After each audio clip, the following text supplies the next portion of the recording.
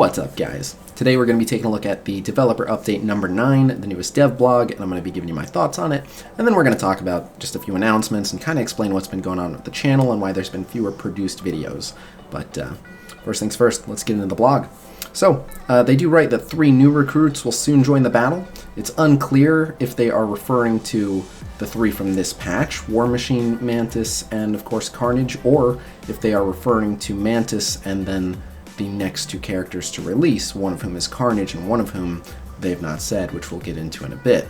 But either way, a nice little tease of some things to come. But so, starting from the top, they're mainly talking about the Guardian reworks, and it's kind of old news at this point. You know, I didn't do a video on the Guardians of the Galaxy reworks because I talk about them a lot on stream.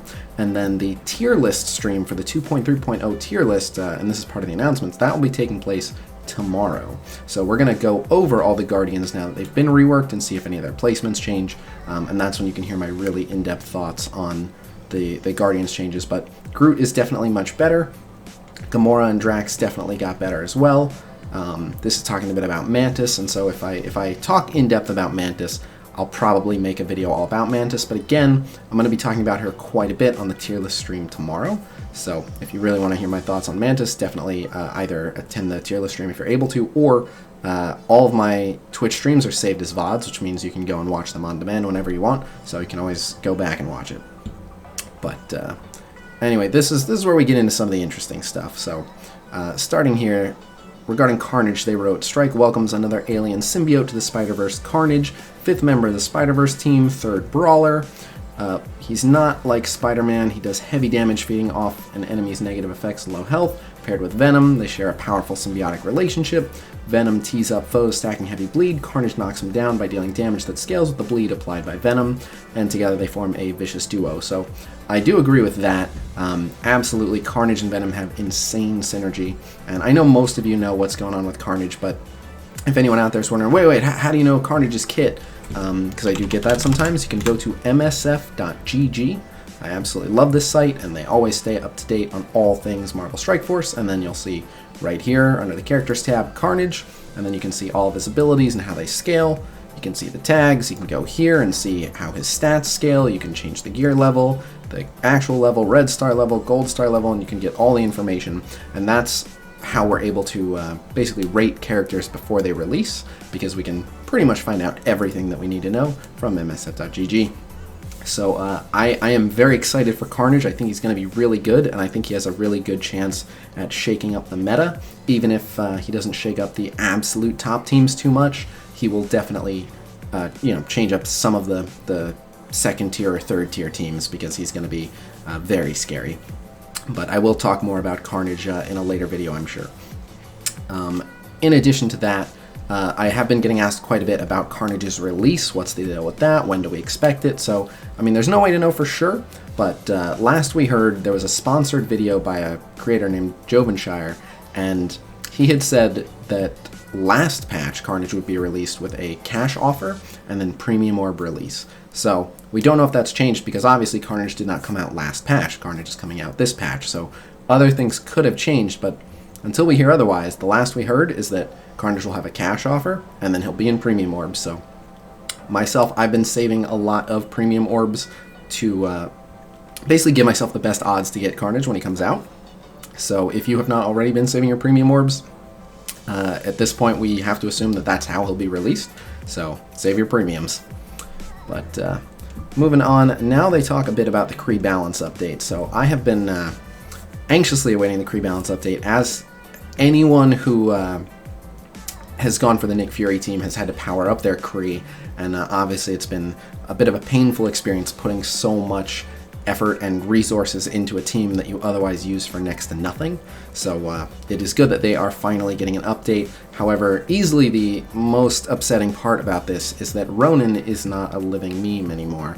I mean, he still is for now, but come his rework, assuming that he's not completely terrible, and it looks like he's going to be pretty good, yeah, we're going to have to find another character to cyberbully, so I'm a little bit sad about that. But all in all, it's good to get this rework. I know they were considering reworking Korath as well, and it doesn't look like they didn't mention here any changes to Korath, and the change that they were considering for Korath was just one tiny thing. They were thinking about making the taunt that he applied either call more assists or have that taunt last for multiple turns, and I was really hoping that that would go to a 2-turn taunt. I think that would make him absolutely fantastic, but looks like they decided against that.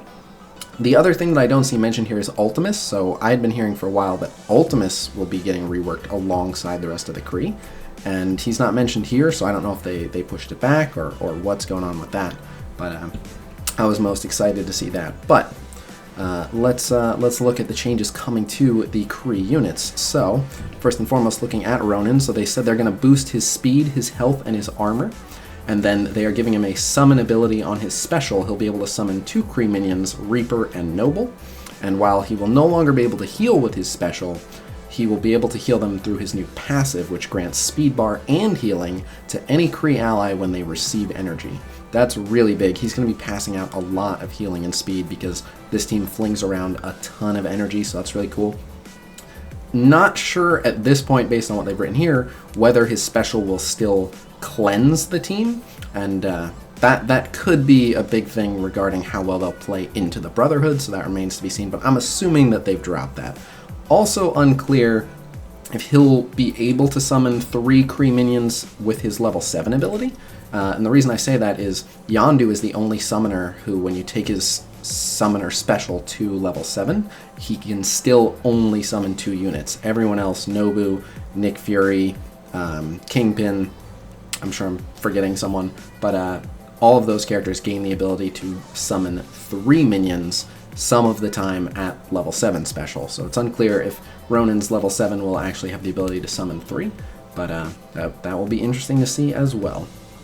So the ability block on his ultimate is now a 2-turn ability block, which is really nice, and it's always going to hit the primary target instead of being random. And finally, his basic is now going to first remove positive effects and then inflict damage, which is really nice. So they said here he's designed to be the centerpiece of the Kree team, and I don't see why he wouldn't be.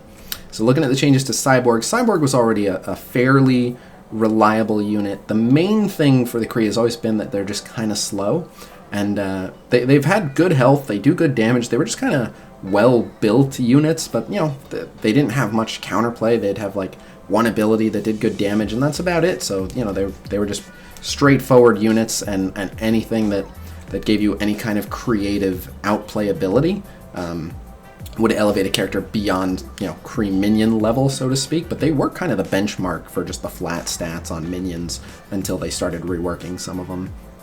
But anyway, so they wrote here they were happy with how he was performing. They wanted to make him more consistent and provide the potential for a chain. So his basic has been changed to generate energy and chain to additional targets on kill. So that's pretty cool that as he gets a kill, he chains. I can see you setting up Cyborg to go on a nice little chain spree, which will be really cool. His passive integrated systems now grants offense up to himself and a Kree ally when someone taunts, so that's nice. And giving him extra speed per Kree ally fixes the main thing that I had just pointed out was the issue, which is that the Kree are kind of slow, and the fact that Ronan is going to be giving everyone speed is a really good sign. Looking at Royal Guard, 3 changes. It looks like boost to his health is nice, in addition to his passive, an update to his special, so that's really cool. The special remains a taunt and self-heal, but has the added benefit of healing for more if Ronan is on his team. Call to Glory grants defense up to himself and Kree allies, which is nice. So not only is he protecting himself, but he's also better protecting the people around him. And I always think it's really, really critical for a tank, unless they have just an absolute ton of health, which mainly we're just talking about Thanos here. It's really important that you defense up yourself if you're going to be taunting. So that's really good. That's what he needed to be a very solid tank. And he has the chance to grant energy to Kree allies if he's taunting. And again, anytime anyone gets energy, they're going to get speed and healing from Ronan. So it seems like it's going to work really well. Looking at Kree Reaper, additional bonuses to her crit chance. So that's cool. The special is a 100% heal block, and they increased the damage on it, and it already did a ton of damage. So that's really scary. The passive Still focused on crit chance, but now gains bonus crit chance per Kree minion ally. That's pretty significant, especially if they're giving additional bonuses on crit. So still will heal self on crit. Now also generates ability energy to Kree allies anytime there's a critical strike. Anytime specifically Reaper has a critical strike.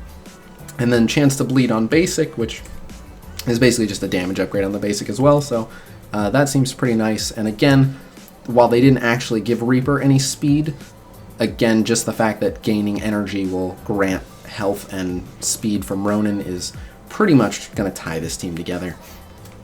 Noble, big change to Noble's kit is heal was removed from passive and replaced with the ability to remove negative status effects from allies. So it sounds like it's going to be a % chance to remove negative status effects, or that it's going to choose a random ally or something like that. So it's not quite as useful as like a JJ cleanse, but still going to be pretty good. The ability to remove negative effects from the team now falls on Noble as opposed to Ronin, we assume at this point. Healing for the Kree team will be split between Ronin, Oracle, and a soon-to-be-released hero. So I am pretty sure that I know who that soon-to-be-released hero is, and they are Kree, and they will be appearing in the Captain Marvel movie, but they are not Captain Marvel. So that's all I'll say at this time, and I'm like 95% sure I know who it is, because there's really only one name that I've seen floating around that fits that description, and it also makes perfect sense that the character would be a healer, but you know, you never quite know for sure. You know, I've seen them make many changes last minute, and I definitely don't know everything that they've been working on, so you know, I don't want to put that out there and have it be wrong, but I'm pretty sure. In addition, the special becomes more reliable. Instead of calling a random ally, it will always call someone adjacent to her. So that's pretty cool because it does apply offense up, and it doesn't look like that's been changed. The Noble Basic clears a positive effect and grants ability energy if the target had a positive effect. So that's really cool. They needed a enemy buff purge badly, and so not only will Noble just have the ability to buff purge, but Ronin can summon more Nobles. So they're going to have a good bit more dispel, in addition to the fact that Ronin's basic will dispel anyway, so they're going to be way more effective at removing buffs, which is definitely a big asset to this team. And yeah, oh, well, that's pretty much exactly what they say in the next few lines. Alright, and going on to Kree Oracle, one of the biggest hurdles Oracle had was staying alive, so they increased Oracle's max health and the number of regens Oracle can apply when working with the Kree team. So for those of you that don't know, regen heals for 20% of the max health of the character who applied the regen. So not only are they giving Oracle the ability to apply multiple regens, but by increasing Oracle's max health, they're increasing the amount of health those regens will heal for. So that's really good. Pretty much exactly what Oracle needed. And again, because Ronin will be passing out heals anytime anyone gets ability energy, these regens will just kind of tide people over, but you'll be able to kind of spot heal people kind of randomly based on all the energy that's flying all over the place. But it does look like a lot of energy will fly all over the place. And I quite like this. Oracle passive will heal any ally that receives energy. Any ally that receives energy. So assuming that that means from any source, because obviously a lot of units can throw out energy, that would mean that you could use Thanos or Star-Lord or another character, maybe JJ even, to pass out tons of energy and therefore essentially act as a de facto healer. It'll depend on how much they get healed for receiving that energy, but it's a really cool concept, fun to play with. And it says here, when paired with the rest of the updated Kree, Oracle's passive is incredibly strong. The heal will also increase in strength if the ally healed is Kree. So that's, again, that's really cool. That specifically Kree will get an even bigger heal. So I'm looking forward to seeing this team in action. They got a lot of nice tools, and as long as the amount of speed and the amount of health being passed around as the ability energies flying around is good, it sounds like it's a very dangerous team. So looking forward to seeing them in action. Otherwise, they just mentioned war is on the horizon. Playtesting is underway for Alliance War game mode, pitting Alliance against Alliance. And so yeah, basically it's still in testing, and we can expect that soon. But that's pretty much it. So I am pretty hyped. I've been really happy with all the new character kits. Carnage has been looking amazing. I'm really, really happy with Mantis. She's an absolutely excellent cosmic healer, and she synergizes super well, specifically with tanks like Drax and Thanos, and she can be the recipient of a lot of ability energy, not only from Thanos, but also from Star-Lord as a Guardian, which also gives her more health. So I'm very, very happy with Mantis and the way she performs. I've been doing a lot of the later nodes in Ultima 6 with a Guardian team now, because Mantis is able to keep the team healed, so it's really awesome. War Machine I absolutely love as well. He is exactly what I hoped he would be. He's just a ton of damage, and he takes a hit fairly well, all things considered, and in pretty much all instances, he's just better than Crossbones for just about everything, so really, really happy with him as well. But I will be talking more about them on the tier list, so I also just wanted to get into some announcements. So if you've been wondering what is going on, why I haven't had a properly produced video in a little bit, I try to balance doing a lot of things, so I obviously want to make as many YouTube videos as possible, but I also make infographics and do roster reviews in addition to the live stream I do every day. So I had been doing a lot of videos, and a lot of my infographics had gotten out of date, and a lot of people were asking when I was going to upgrade them, so I'll go ahead and show you guys a few of the ones that I've been working on most recently. So starting with this one here. This is the Legendary Event Unlock Guide.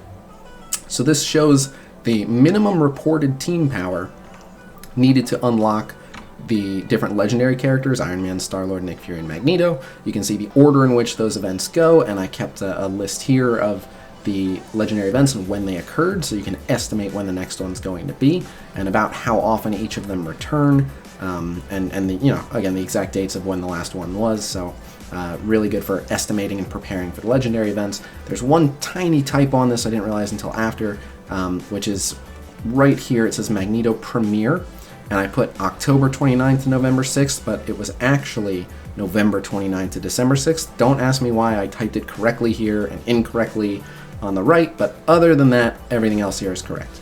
So you can get that either on my Twitter or my Facebook, or if you're a sub on YouTube, I post it in community.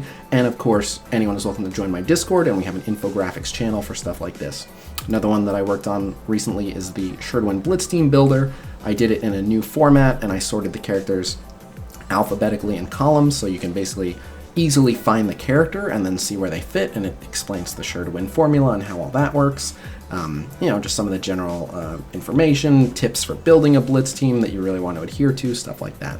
And then for people that preferred the old style of the Blitz team builder, the Venn diagram style, I went ahead and basically just remade the infographic you just saw in a different format that some people prefer, which is basically grouping them by class. So then you can just basically try to find someone that fits the role and then look at who your choices are. So this is the exact same information as the previous infographic, which is this one, but it's in a different format. So if you would rather look for a class of character and then see who fits, as opposed to looking for the character and then where you can place them, either way, whichever one. And then the most recent one that I just did was the top 5 teams tier list.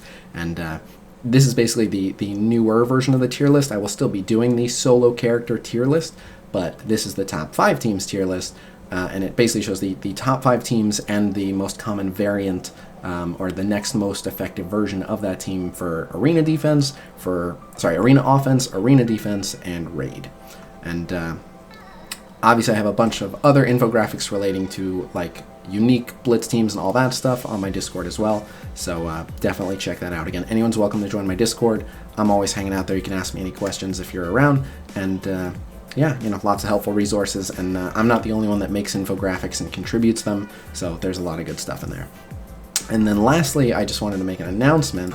The 2.3.0 tier list stream is tomorrow at 9 a.m. So that is, what's the date? So that will be February 2nd at 9 a.m. Pacific Standard Time. Now this tier list stream is going to be a little different for a couple reasons. For one, we're adding in a new tier. Usable and Demigod have gotten really, really packed, and it's to the point now where the difference between low usable and high usable, and the difference between low demigod and high demigod are really far apart.